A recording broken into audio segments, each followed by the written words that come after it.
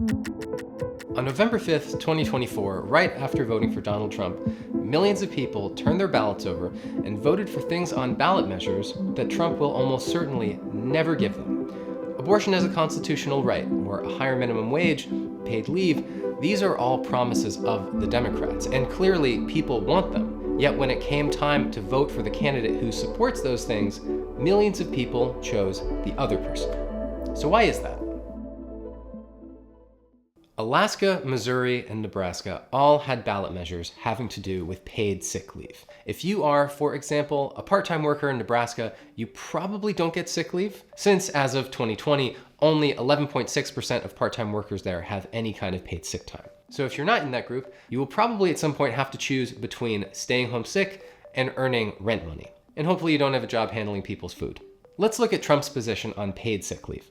There is nothing from his campaign website, and there is nothing in the official GOP platform. Conversely, Tim Walz recently signed a bill establishing a statewide paid sick leave program. During Harris's campaign, she listed paid medical leave as priority, and medical leave would generally include sick days. So if you're one of the 34 million workers who lack paid sick leave, and that was your concern, Harris gives you a lot more to work with. These states obviously went for Trump. They also voted for Republican governors, senators, and Alaska gave their one congressional district to a Republican. Yet, after 60% of Nebraska voted for Trump, 74% voted for paid sick leave, as did Alaska and Missouri. When we think about politics through a two-party lens, there's this sort of assumption that you can categorize all the issues in one or the other. And then there's this assumption that goes along with that, if people are voting for candidates from one party, they necessarily would vote the way that you would assume on all those issues. And that's just not true. I think that's never been true, but I think that's increasingly, the sort of affiliation of the parties with what they stand for is becoming destabilized. So I grew up, for example, in northern New Jersey, just outside New York City, all Democrat in local politics. And so functionally, you have a one-party system there. So ballot initiatives present an opportunity to vote on a policy directly, apart from the party politics of wherever you live. So let's take minimum wage. Since 2002, there have been 26 measures for statewide wage raises. Democrats have talked a lot about raising the minimum wage.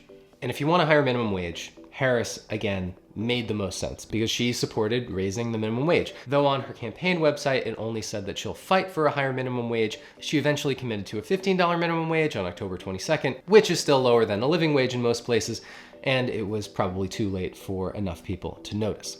But Trump is decidedly worse on minimum wage. His website, and not to mention the official RNC platform, does not mention minimum wage at all. Despite this, people went to the polls and voted for both minimum wage and Trump. Such is the case with Missouri and Alaska, which both voted to raise the minimum wage after first voting for Trump. In fact, out of the 26 minimum wage measures so far this century, all have passed, except for California this last election. California, I think, is an outlier that does bear some consideration.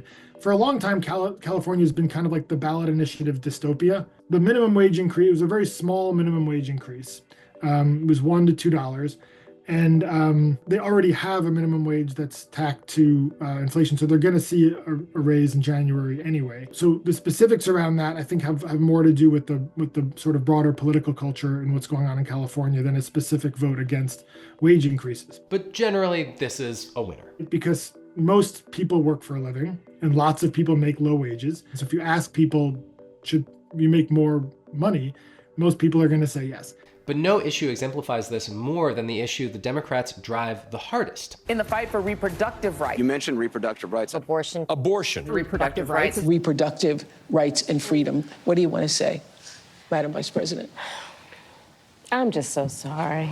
Why is it that in the state of Missouri, 53% of voters voted to put abortion in the state constitution, but 40% of those voters voted for Kamala?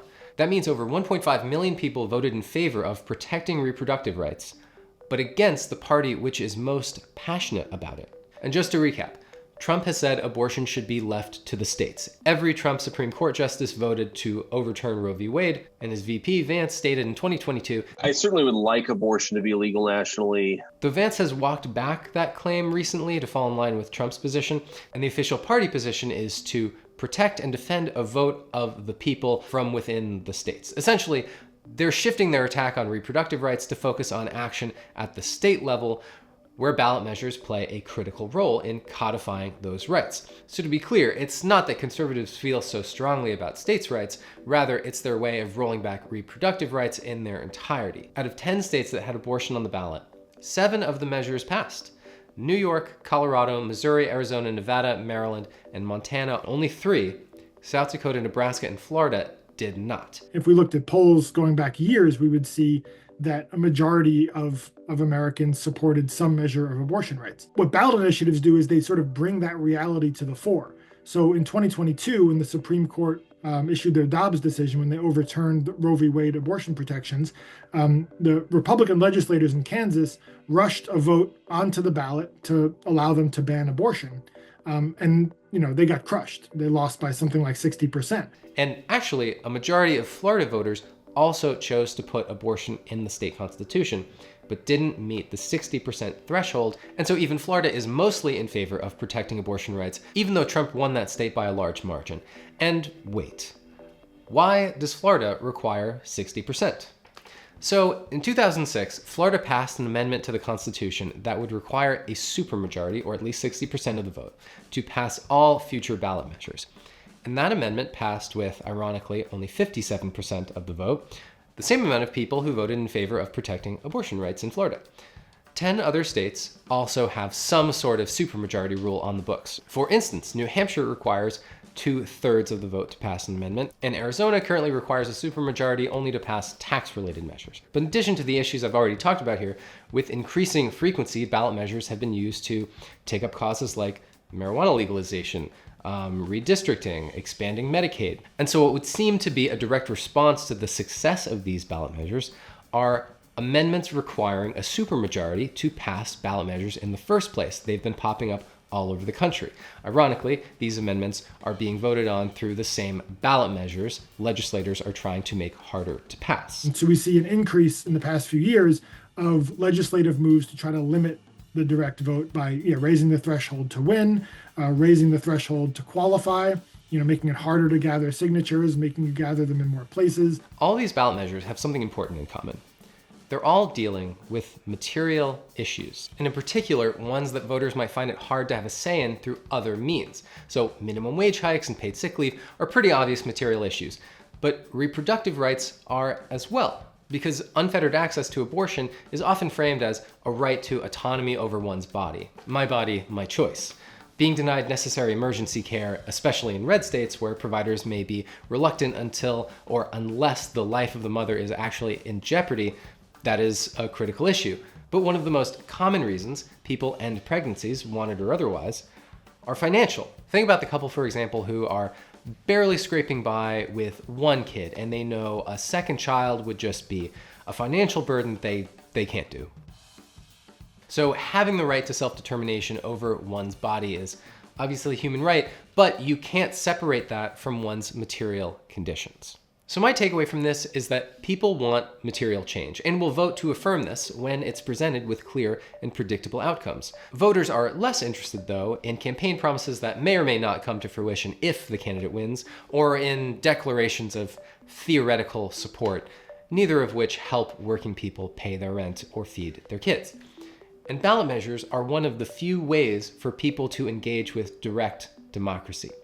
So if the Democrats ever want to see the inside of the White House again, they would do well to embrace more than paltry messages of general support and start committing to the concrete material things that voters keep saying they will show up for. And that will do it for me. My name is Spencer Snyder. If you found this video interesting, make sure you are subscribed to Breaking Points. You can find me on Twitter or at my own channel. Liking and sharing always helps. Thank you to Breaking Points. Thank you so much for watching, and I will see you in the next one. Hey, if you like that video, hit the like button or leave a comment below. It really helps get the show to more people. And if you'd like to get the full show, ad-free, and in your inbox every morning, you can sign up at breakingpoints.com. That's right. Get the full show, help support the future of independent media at breakingpoints.com.